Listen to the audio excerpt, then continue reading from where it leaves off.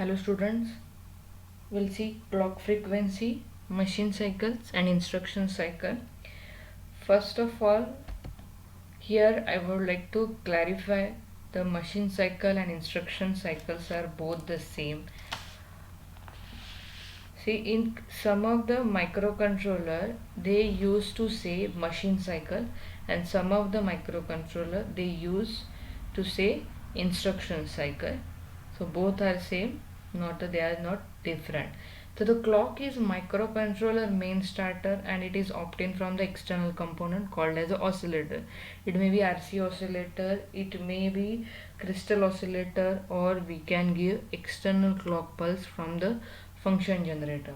The clock rate is typically referred to as a frequency at which the clock generator of processor can generate the pulse.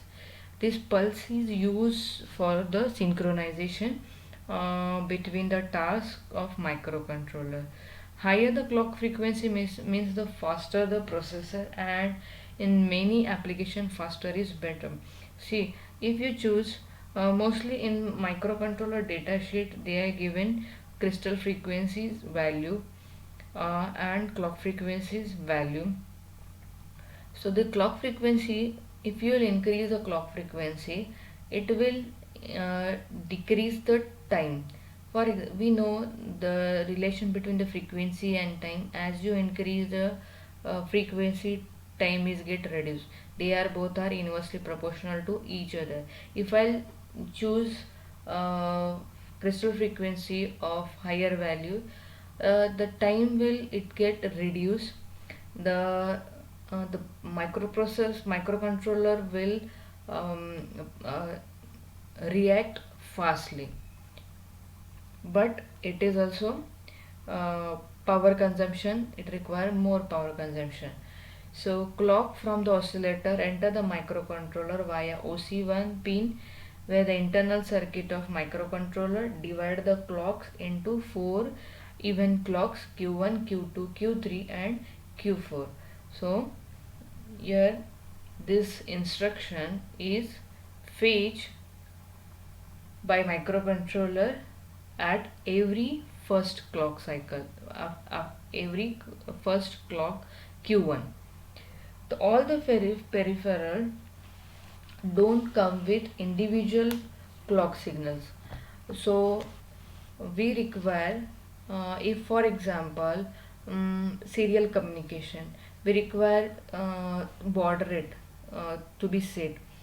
So serial communication is inbuilt with microcontroller, but serial communication requires baud rate, and that baud rate calculation is totally depend upon the crystal oscillator. So the every time we have to no need to take a separate clock frequency for the baud rate generation. Then therefore four clocks makes up one instruction cycles during which one instruction is executed. These four cycles Q1, Q2, Q3, Q4 form one instruction cycle. In this one instruction cycle, the fetch, decode, process and store. These four process are happened during one instruction cycle. Once again, during one cycle they fetch instruction, decode that instruction, then process that instruction, and last one is store the value after processing. Then the supply voltage oscillator starts oscillating. As you power on, the oscillator starts to oscillating. The length of instruction cycle is depend upon the frequency of oscillators connected to microcontroller. If you use lower or less value of crystal, it takes time to instruction cycle to execute. The more it will take a more time to execute one instruction. We'll see how to calculate the time for one instruction. Again sampling, for example here I would like to give some example. Sampling rate of ADC, baud rate of your UART, then the rate at which timer, So these are directly tie up with your systems, and these all the peripherals require synchronization as well as clock signals. So it is not possible to give individual clock cycle. So microcontroller gives the synchronization and clock signal to this each peripherals. Then calculation of time required to execute one instruction. In datasheet they are given crystal frequencies value so and so range. For example, in peak 18 they are given 4 to 40 megahertz or 4 to 10 megahertz. It depend upon the version, which version you are going to choose. So here I have taken one example of crystal frequency with 4 megahertz.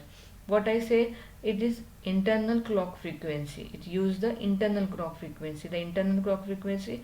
So in one instruction cycles, how many steps are there? 4 steps are there. So 4 megahertz is divided into 4. So it gives the 1 megahertz. We know the relation between the time and the frequency. Time is equal to 1 upon crystal frequency, which gives 1 microseconds. So for one machine cycle, it takes 1 microseconds. So some instructions are with one machine cycle, some instructions are come with the two machine cycles. So some instruction like a move WF, it requires only one instruction machine cycle.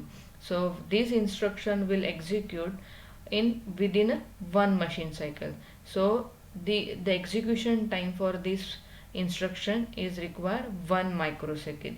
If you choose a higher crystal frequency, for example 10 megahertz, the time will get reduced and reduced. So some instruction comes with the 2 bytes. For example, like beat addressable BTFSS. These are the beat addressable instruction. This requires 2 machine cycle. So that time the 2 machine cycle into time is 1 microsecond, so it requires a 2 microseconds time. If I choose a 10 megahertz, then 10 megahertz divided by 4, how much it will be? So you calculate, student. Thank you, student.